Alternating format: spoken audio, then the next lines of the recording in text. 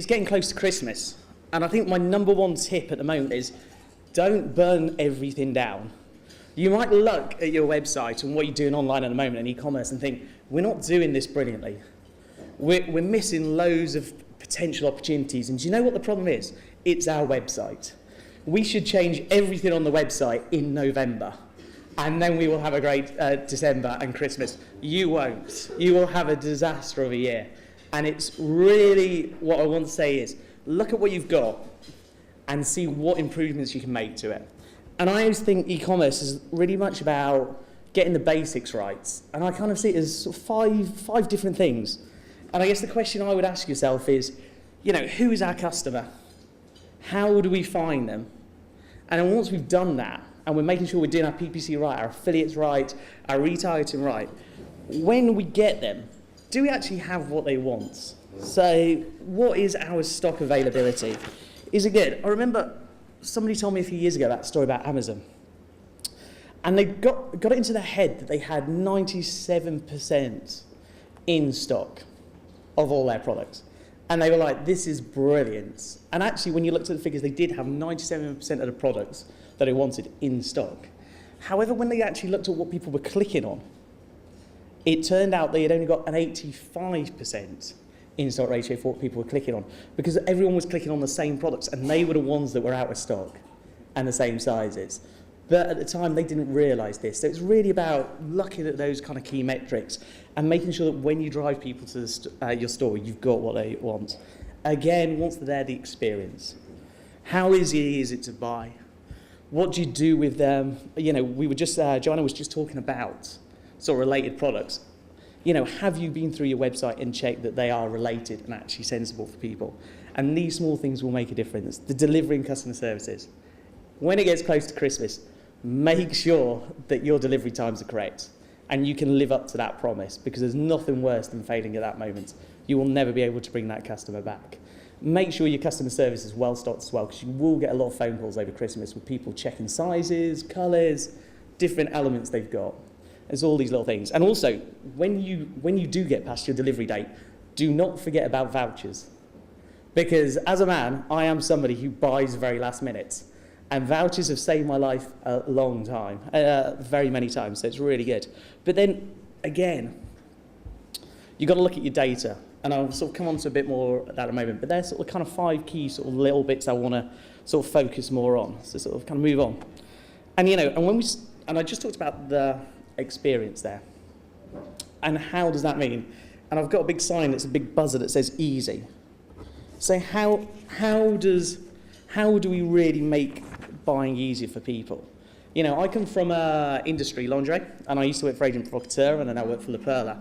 And it's really about, and now somebody's calling me, and probably about the selfie. But it's, I'll just close it down. And it's really about how do you explain products that are quite complicated to lots of different people in a very simple way. And when I say that, what I mean is our database changes at Christmas. If you came to me in May and you said, how will your customers split? I would say it's 80-20 targeted at women. That's who's buying lingerie in May. In December, or in January for Valentine's Day, it switches the other way. It's suddenly 80% men that are coming onto our website to buy these items for gifts. So we've really got to think about who's coming to our website at that time and how we're talking to them. Whether or not it's simple elements like just doing a set of the week or a product of the week that you've got a lot of stock of, that's great, that's easy, that people can understand. Or if you've got a product that's a bit more complicated, like lingerie, buying guides. So how do we tell people what the product is and what they should be buying? Whether or not the sizing guide, is that correct? Is it simple to understand? And looking at it, and sometimes you can be so knowledgeable about your product and your website and what you're doing, you don't actually realise that people are coming to your website, sometimes for the first time over this period, and they haven't got a clue about your industry. They're just looking for a gift and they're looking for something special. And it's our job to guide these people through that and make it simple for them and make sure that they're able to sort of buy sort of the best products. And I say sort of set of the week. We do it, it's kind of a very easy settings. And it doesn't matter what we put in set of the week, it will always be our best seller from November onwards. Because people see it, they'll go there, They'll be able to add it all to the basket at one time, and it makes it a quick, easy purchase. And then at the same time, we make sure that we make it very clear our delivery, our returns policy, so people know that they can return it if it's incorrect and various people don't like it. So I think that's one of sort of the best tips there. So just keep it simple.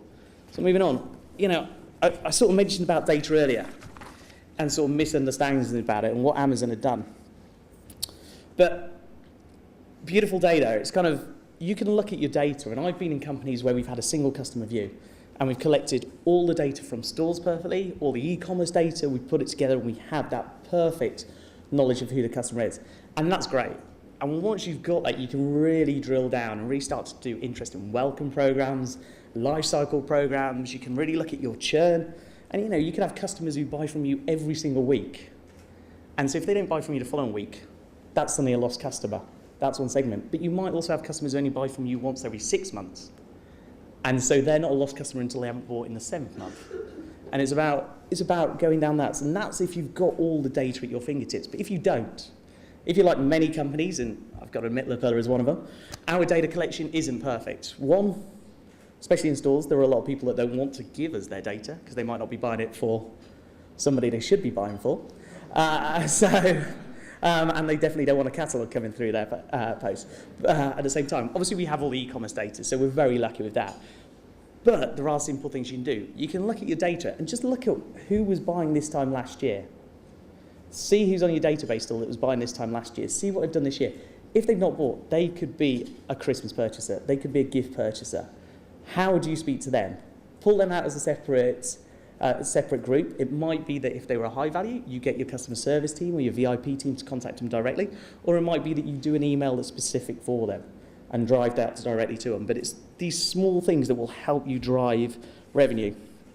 And obviously then work on sort of getting the data out there. And also, when you do pull data, just make sure that you're pulling the right data as well. It's very easy to have a lot of data and just get blinded by it and talk about average order value, how many tickets per order. And then when you actually look at it, you kind of go, well, this is great, it's really informative, but actually what do I do with that at the end of the day? And I think that is one of the kind of key elements. It's about getting some real data out of the company that you can then use quickly to achieve results. And that you will find works across the company a lot better because people will see the results of actually doing it. And also you will see the revenue results sort of follow from that. It's cool. Again, look at who your VIP customers are as well during this period, because it could be that you're focusing all on people are new, you think everyone's coming to the website that's new and they've never been here before. How do we explain to them? But actually, over this period, you will have your best customers come back probably and buy from you if they like you. And the key for that element is do not let them down. This is Christmas, this is the best time.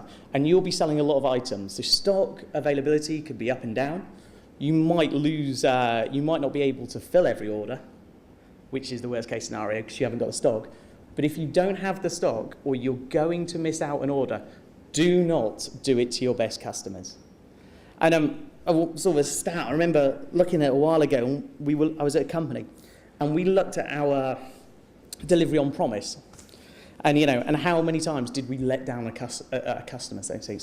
And we were like, okay, 98% of times, we get it pretty much perfectly. And we were like, that is brilliant.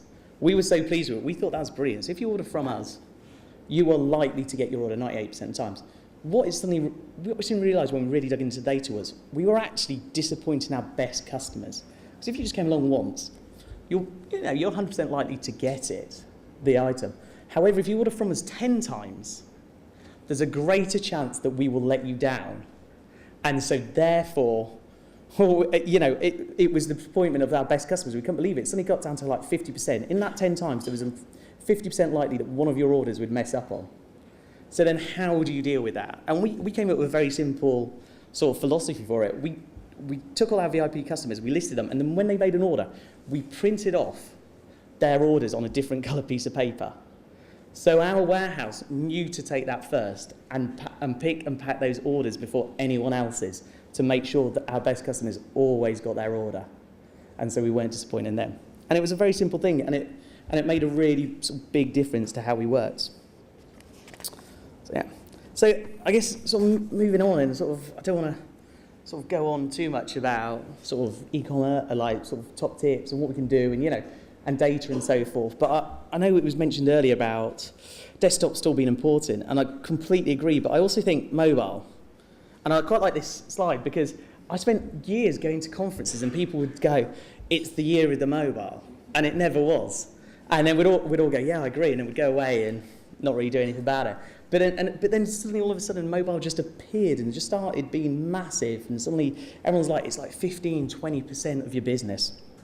How are you going to deal with it? And I was actually talking to some people, and they were at Twitter today, and they were having a Twitter conference. Didn't make it long, but Twitter is starting to quote that 42% of e-commerce by 2015 will be done through a mobile.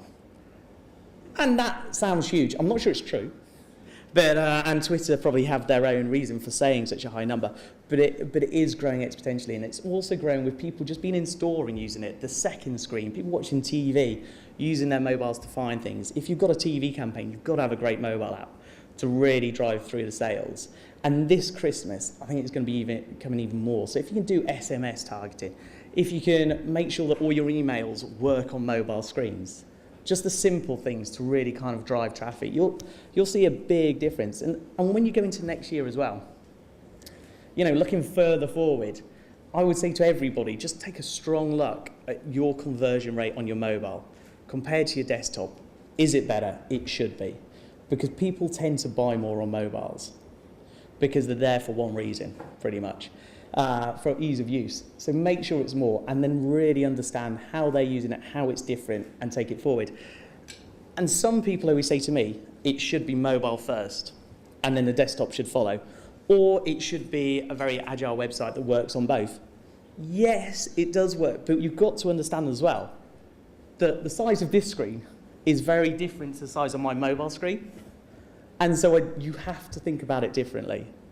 And it's not one is right or the other is right. It's looking at them as two different elements and separate between the two.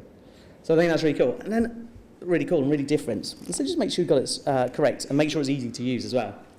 I'm kind of coming slightly towards the end now. But not going for too long. I've got Keep Calm and Go East here. And this is not for Christmas, but it's for next year.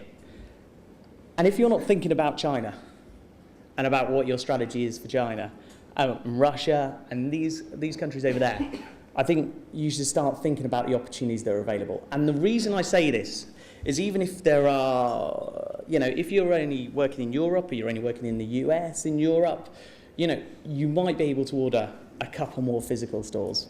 You might be able to improve your website and improve sales by 5-10%.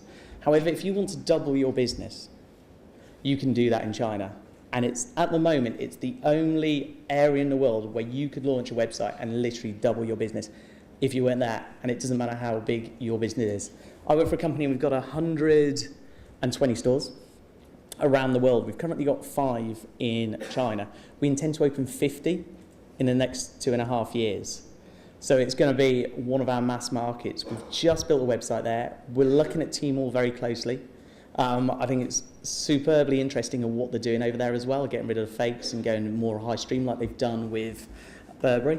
And so I think it's definitely the area that I would suggest going for.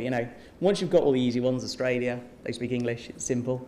Go for the really hard ones. Make sure you do it well with good partners.